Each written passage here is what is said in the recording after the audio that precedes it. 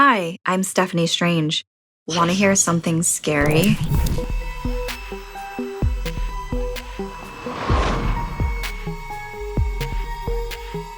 Hey Strangelings! I hope you all had a great start to the new year. We are excited for 2024, and we're starting off right with a compilation, so enjoy.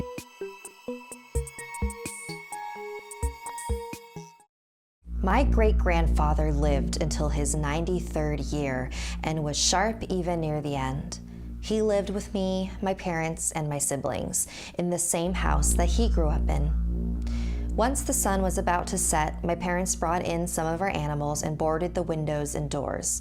They did this every night, ever since I could remember. I decided to ask my great-grandfather about this, and he proceeded to tell me the following story.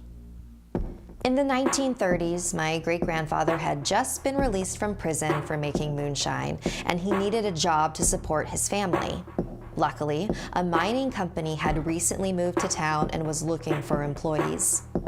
The new company was a little controversial. Some people didn't think the mountain should be disturbed, but others believed that finding coal was necessary and profitable.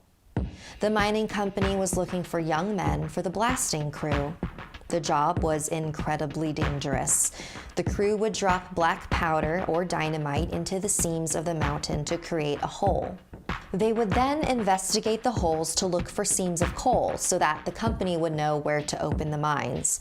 The risk was high, but so was the pay, so my great-grandfather happily accepted his job offer. On his first day, my great-grandfather followed the crew as they blasted a hole in the mountain. It created a small opening, so Jim, the smallest of the crew, was tasked with going inside. They tied the rope to his waist, and he slowly and carefully crawled into the hole. My great-grandfather was holding and feeding him the rope at the other end.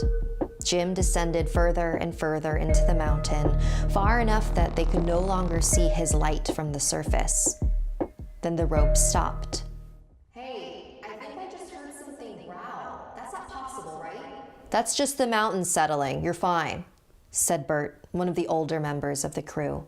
"Keep going." The rope began to move again, much slower this time. Oh my God, hold me up. It's gonna get me. Oh my God. "You're fine, Jimmy." "Wait, I think he's really in trouble," my great-grandfather said, and he began to pull the rope, but it was too heavy, like something was pulling from the other end. Jim's screams continued to echo from inside the mountain. The other crew members grabbed onto the rope and began pulling until they were launched backwards onto the ground. The rope was no longer heavy. They quickly reeled the rope in. There was nothing on the other end, just fresh blood. Bert stuck his head into the hole. "Oh God, smells like rotting meat," he called out below. "Jim? Jim, are you okay? Answer us!" A deep, bellowing growl responded. Then the sound of digging, growing louder and louder. "Oh my God. Run!" The crew began to run to the hill and make their way down to where they had parked their truck. Everyone except my great-grandfather. He just had to know what Bert saw. Just one look, one quick look. My great-grandfather said this was one of the biggest regrets in life. He saw something he could never unsee. Something that scared him so badly that he wet himself. Crawling out of this hole was something in the shape of a man, like a man that had been skinned and drenched in blood. It had massive horns on its head. He couldn't make anything out about its face except the slits for eyes and razor-sharp teeth where its mouth was supposed to be. It let out a hellish scream, and my great-grandfather booked it back to the truck just as the men were pulling away. He barely made it. They got back to the mining office, screaming incoherent things at their boss. "Okay, everyone, calm down. Now tell me what happened. Where's Jim?" "In the mountain. Something took him. It looked like the devil himself." Their boss stared at them, thinking carefully about what to do next. Okay, let's go. Take me there. The rest of the crew protested and cried. We'll go back under one condition, my great-grandfather said. We have a group of at least 10 armed men with us. 2 hours later, my great-grandfather, his boss, and the armed men were making their way back up that mountain trail. After an hour or so, they came to the spot where the crew had parked their truck the first time. They got out and climbed the small hill. At the top, my great-grandfather stopped and pointed to the hole. But now, there was a blood trail leading out of it. All of the men followed the trail into the nearby trees. The trail turned into a set of footprints, huge prints that were a cross between a bear's and an eagle's. And the prints were headed down the mountain towards the town. The men ran back to their truck and rushed back to their homes to warn their families of the beast on the loose. Families were instructed to board their windows and bring their livestock indoors. After that day, no one stayed outside at night. It became part of the routine. Bring as many animals as you can inside, board your windows and doors, and pray the beast doesn't get you. So, it's still out there? I asked. My great-grandfather nodded. We should have left that mountain alone. We unleashed something terrible into the world that day. I don't think I'll ever forgive myself.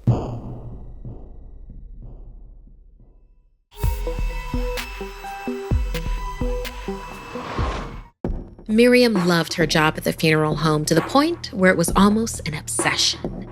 She was an embalmer. While some might get queasy at the sight of death, Miriam saw her job as an art form. She felt the most at ease when draining blood and removing organs out of a corpse. She'd hum and sing while replacing that inert lifeblood with chemicals, carefully and artfully filling out the body with padding. Afterwards, she'd skillfully reanimate their lifeless faces with makeup. She felt it was her duty to look after the deceased, and they deserved to be treated lovingly, even in death. One night, after lovingly embalming a 90-year-old grandmother, a ski accident victim, Miriam got a call. A John Doe was coming in, meaning someone who couldn't be identified at the time of death. He'd mysteriously drowned in a swamp and was missing half of his face. Excited by the prospect of a facial reconstruction, Miriam waited impatiently for her next client to arrive. As the John Doe was wheeled in and placed on the medical table, Miriam gasped. Even though he was horribly disfigured, she could identify him. Abdi Mufu had been her first love since grade school, and they dated throughout college. After they broke up, they lost touch, and the last she'd heard, Abdi had become an environmental biologist, saving the world one swampy grassland at a time. Sadness overcame Miriam as she realized she wouldn't be able to reconnect with Abdi ever again. She would be able to make him presentable for his funeral service, though. As she started to drain his body of blood, she noticed puncture marks behind his neck. She had never seen anything like that before and checked his medical chart. No puncture wound was recorded. Miriam ran her fingers across the lesion when she felt a sharp pain. Something had cut her. She grabbed her tweezers and a magnifying glass to closely examine the body and gasped as she pulled out a razor that had been lodged deep into his neck. Removing it caused the wound to gush, covering Miriam's face right into her open mouth. Shocked, she reflexively swallowed. Running to the sink, she washed the blood and fluids off. Looking at the razor under a microscope, she saw that the blood didn't congeal like normal human blood. In fact, all of Abdi's organs seemed to still be a little too warm, according to his time of death. After she took a break to calm herself, Miriam continued with her beloved work. As Miriam was preparing to dispose of Abdi's liver, something strange and frightening came over her, a ravenous hunger. Despite her horror, her body moved of its own accord as she bit and tore into the liver. As the blood and meat slid down her throat, pleasure overtook her initial disgust. She wanted more. Possessed with the urge to consume, Miriam opened one of the cold lockers, where a woman was waiting to be embalmed in the morning. Groaning loudly, she bit into the corpse, gorging on it.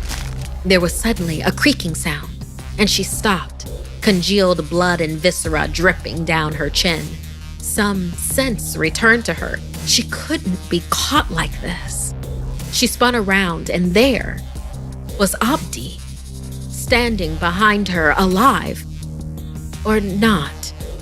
His eyes were fully bloodshot, his pallor gray, his chest cavity open.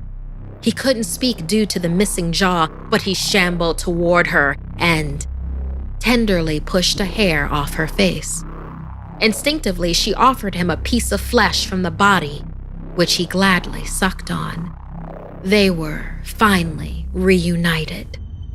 Miriam grabbed Abdi and bit into his face, tearing the last of his lip off. It was the perfect kiss. Then, holding hands, they shambled into the lobby where her longtime assistant, Penny, was diligently typing up medical notes. As Penny turned and saw Abdi and Miriam, she was frozen in fear. Their bloodshot eyes, the bloody maws. She tried to run, but tripped in her haste, falling to the floor. Her last sight ever was watching her boss and reunited lover eat her alive.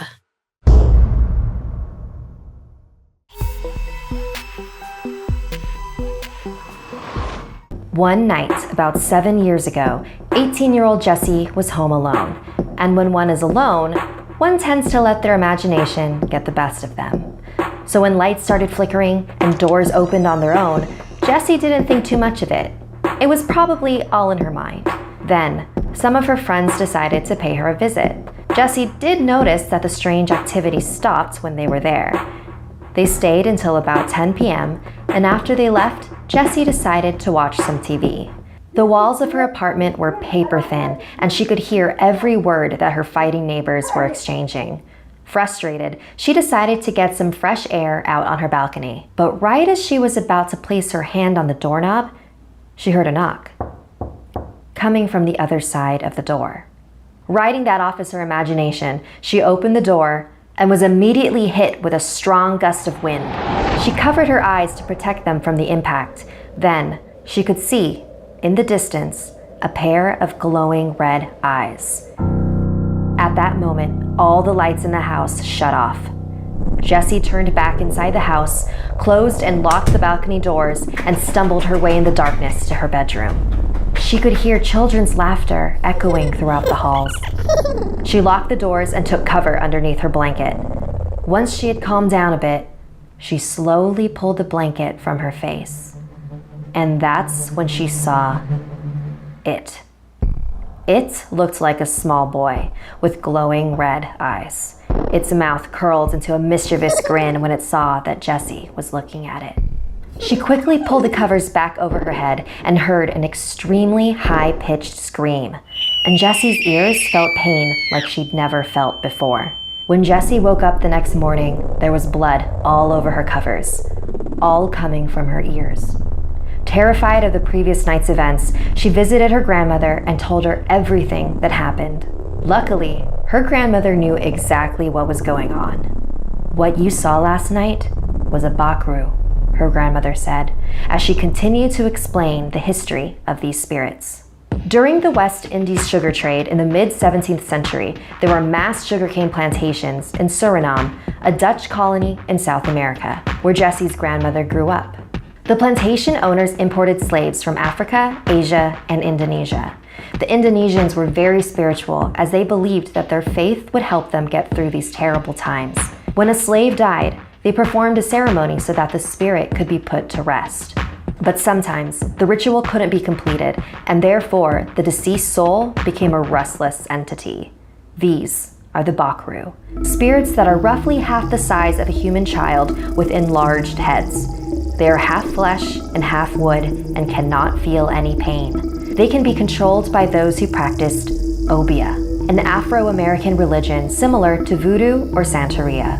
These spell workers would use the bakroe to cause harm to someone, and since the bakroe have no will of their own, they carry out their master's wishes fearlessly. The bakroe will attempt to possess the body and mind of the victim, consume their soul, and take their life. If the victim is easily manipulated, then the bakroe will have no trouble carrying out its task. But if the victim is strong-willed, like Jessie, then they can stop it from taking over. Jessie believes that it was her ex-boyfriend who sent the bakroe after her, since he practiced obeah and was convinced that she had cheated on him. Because obeah is not a commonly practiced religion, Jessie has had no luck in figuring out how to completely get rid of the bakroe. To be safe, Jessie's grandmother had a protection ritual performed for her. And while that has prevented the bakroe from possessing her, it hasn't stopped them from trying. Every now and then, she still hears the high-pitched whispers, the childlike laughter. Sometimes, she catches one in the corner of her eye. It's been 7 years since she first encountered them, but strange things still happen to this day. Recently, she saw what looked like a 5-year-old boy in a hoodie staring at her house. It was raining pretty hard, so she went outside to see if he needed help. But when she looked up, he was gone. She went back inside and forgot about him, until hours later, when she saw him again, still wandering outside her house. It was pretty late at night, so she went back out to talk to him, and immediately became nauseous and ran back inside, where the lights began flickering uncontrollably. Maybe that was all a coincidence, or maybe the bakroe is still after her. Have you ever tried to break a bad habit and it felt like you were climbing Mount Everest in flip-flops? Yeah, I've been there too, and it's really rough. But here's a breath of fresh air: Fume. It's not about giving up, it's about switching it up. Fume takes your habit and simply makes it better, healthier, and a whole lot more enjoyable. Fume is an innovative, award-winning flavored air device that does just that. Instead of vapor, Fume uses flavored air. Instead of electronics, Fume is completely natural. And instead of harmful chemicals, Fume uses delicious flavors. You get it. Instead of bad, Fume is good. It's a habit you're free to enjoy and makes replacing your bad habit easy. Your Fume comes with an adjustable airflow dial and is designed with movable parts and magnets for fidgeting, which gives your fingers a lot to do and is helpful for de-stressing and anxiety while breaking your bad habit. They sent me one to try, and I really love the flavors and how compact it is. It fits right into your pocket and nobody would think anything different. Plus, Fume just released a magnetic stand for your Fume, so there's no losing it around the house. It's built with fidgeting in mind, so you can spin your Fume around on it. Start the year off right with the good habit by going to tryfume.com/scary and getting the journey pack today. Fume is giving listeners of this show 10% off when you use my code SCARY to help make starting the good habit that much easier. Thanks so much for listening. Like and share if this video gave you the chills. And don't forget to subscribe and turn on the bell for notifications. See you next time.